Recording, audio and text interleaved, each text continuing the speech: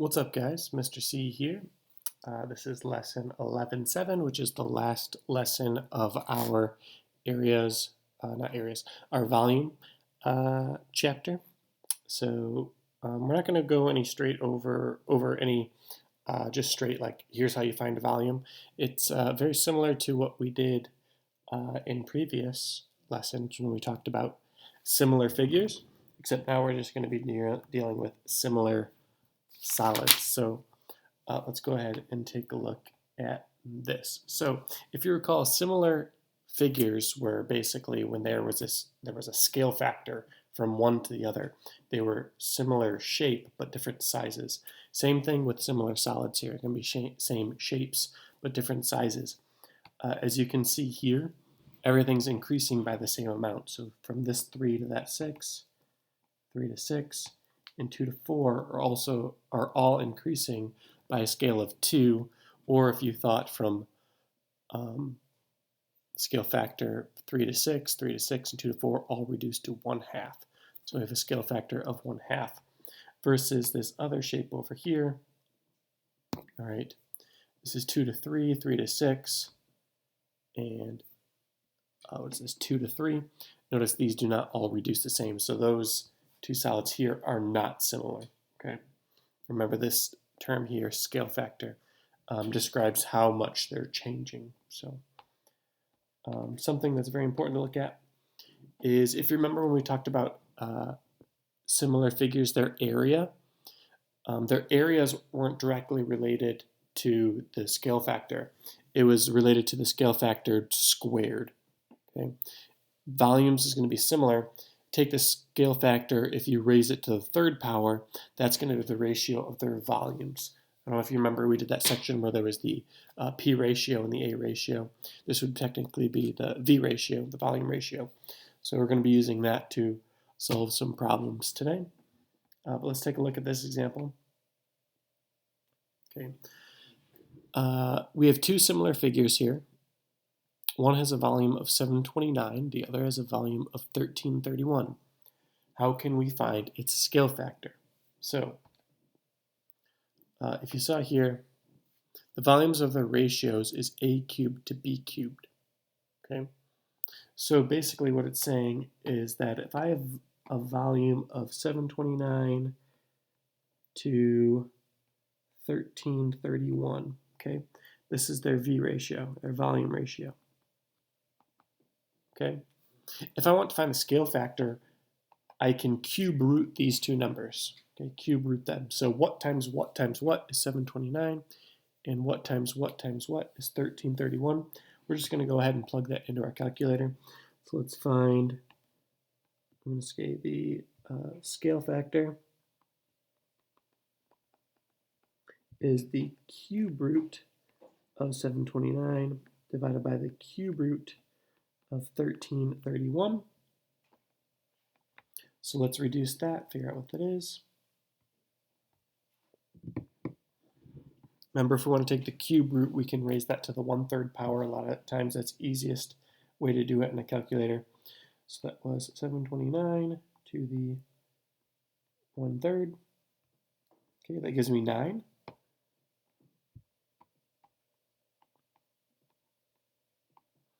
And the cube root of 1331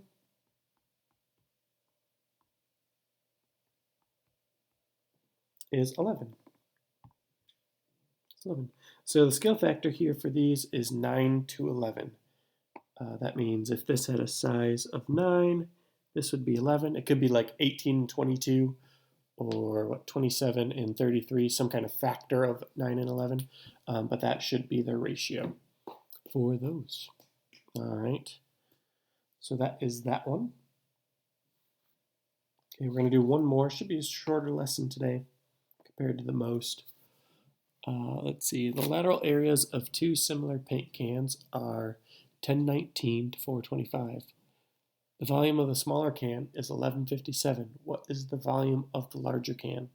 So they tell us the area ratio is 1019 to 425.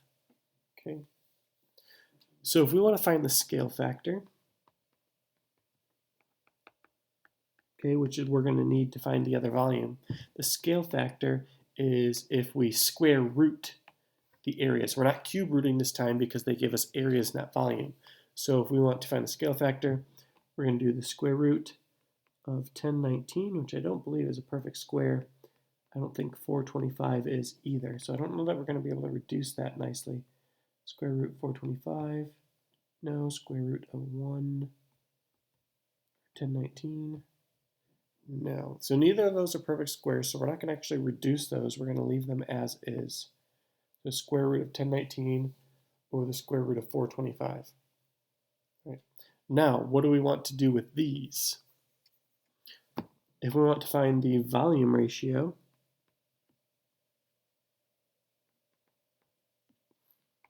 we're going to take these numbers, which is the square root of 1019 over the square root of 425. And if we want to go from the scale factor to the volume ratio, you need to cube these.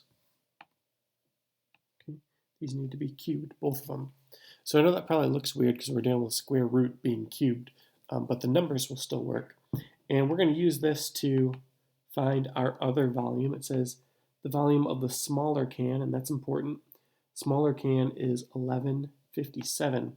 So if I'm setting up a ratio of the square root of 1019 cubed over the square root of 425 cubed, okay, them giving me the smaller can as 1157, I need to make sure that goes on the bottom because that's where the smaller area was for the 425 here.